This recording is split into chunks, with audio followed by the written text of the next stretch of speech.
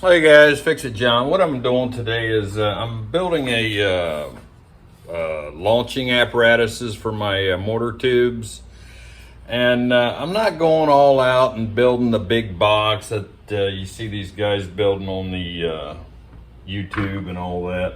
I'm doing it real simple and easy, only because I don't believe you have to use the big box for residential purpose fireworks. Now, if they're commercial grade, yeah, pro grade, yes, they definitely need to be in a box on the shelf. So all it says is place launch tube on hard, smooth, level surface. Do not place tube on grass. And this is the same thing for this box here. It says the same thing. Let me see if I can find it for you. Right there at the bottom, the very number one.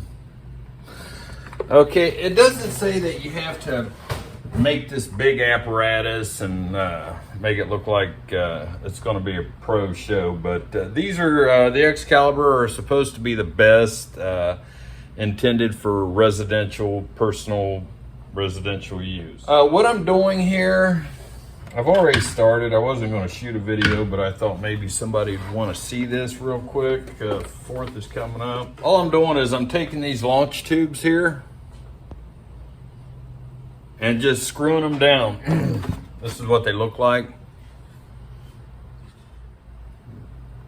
There you go. You can see in the bottom.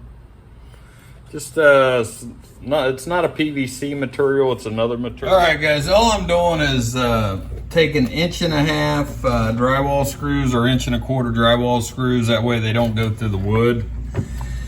And I have this extension bed here. And that's so I can reach in between it.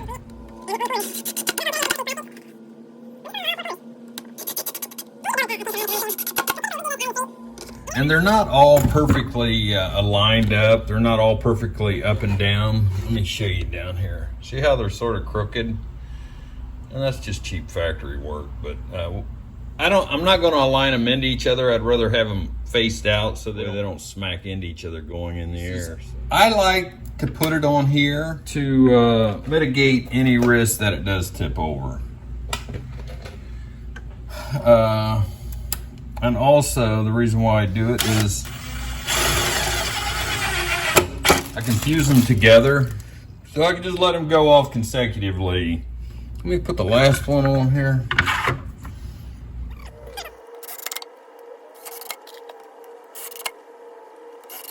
Let me get my mortars out and I'll show you what I'm doing. Okay, let the tape run. So I don't know how I'm going to connect them.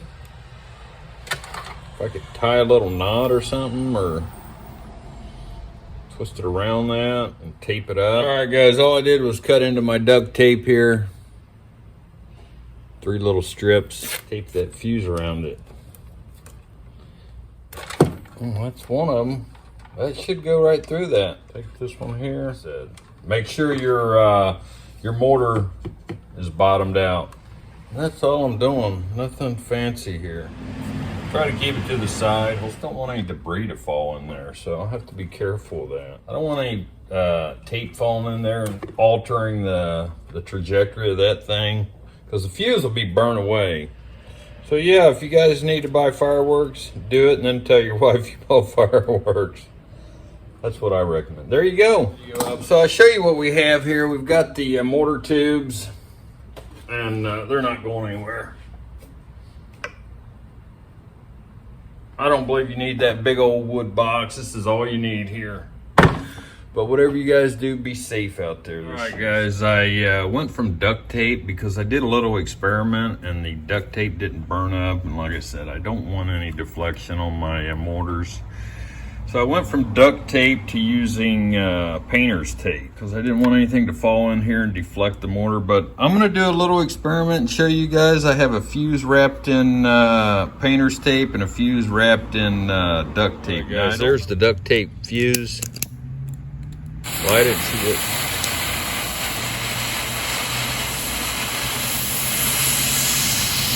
burning through it. And there, it just took off. So we have a pretty good chunk of duct tape left over there. It's soft, but still got a little rigidity to it. I can't think for lack of a better term. So let's try the painter's tape.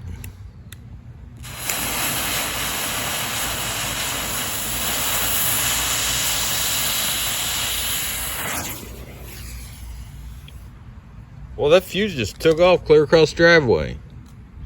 So it looks like my experiment is pretty much a bust because, yeah, that's just as hard as the duct tape. Now, if I wrap it a little thinner, maybe it'll be better than the duct tape. That's what I'm going to have to do, wrap it a little thinner because it burned up. Some of it burned up, but this was wrapped just as well as the duct tape. So, hey guys, Fix-It John here. This is my mortar launcher. It's got 8 tubes on it, and this is what I added a rope to it. That way, because we put it in the street, and that way if a car's coming, I can just grab it and pull it out of the way.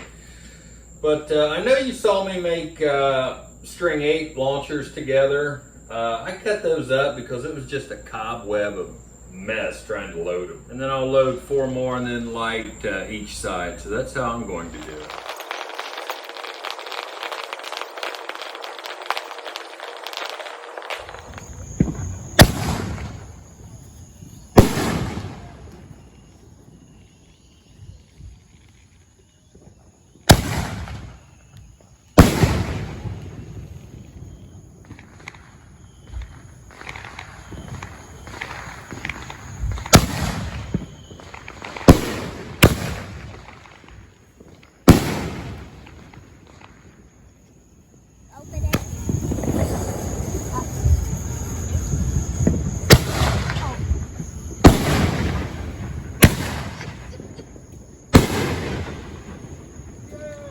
But whatever you guys do, be safe out there this year. So remember, this is Fix-It John. Thanks for watching.